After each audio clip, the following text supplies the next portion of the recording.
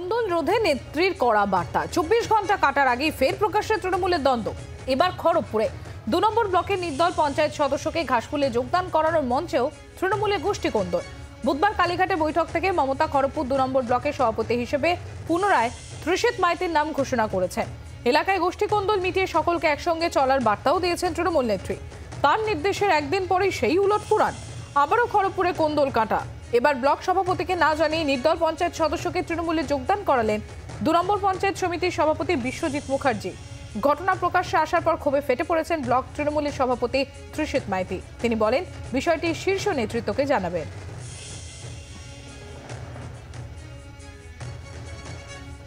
প্রার্থী নিয়ে একটু প্রবলেম ছিল ইলেকশনের সময়, তো আমরা যাকে প্রার্থী করেছিলাম তাকে মানুষ মেনে নেয়নি।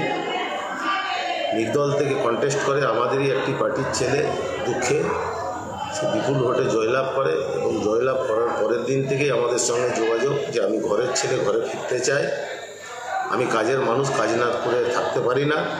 তো আমরা দীর্ঘদিন সময় নিয়েছি ওর কাছে, আজ করাবো কাল করাবো এই করতে করতে সময় পাইনি, করানো হয়নি। ওখানে অঞ্চল কমিটিকে দিয়ে 2-3 বার বসিয়েছি।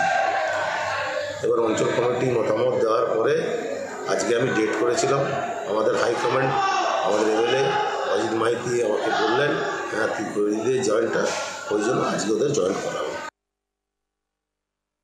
মাননীয় মুখ্যমন্ত্রী এবং দলের সর্বভারতীয় সভানেত্রী মমতা বন্দ্যোপাধ্যায় এবং সর্বভারতীয় সাধারণ সম্পাদক অভিষেক বন্দ্যোপাধ্যায়, রাজ্য তৃণমূল কংগ্রেসের সভাপতি মাননীয় সুব্রত বক্সী সহ জেলার সমস্ত নেতৃবৃন্দ, মন্ত্রী মহোদয় সকলের উপস্থিতিতে আলোচনা হয়েছে। সেখানে আমার নামটা দিদি ঘোষণা করেছেন যে ব্লকের সভাপতি হিসেবে ত্রিশিতবাবু কাজ চালিয়ে যাবেন এবং বিধায়ককে বলেছেন যে ওনাকে সাহায্য করার জন্য, কিন্তু তারপরেও জয়েনিং করানো হয়েছে। এটা আমি সমর্থন করি না। আমি আমার সমস্ত কথা, আমার বক্তব্য আমি জেলা এবং রাজ্যকে জানাব।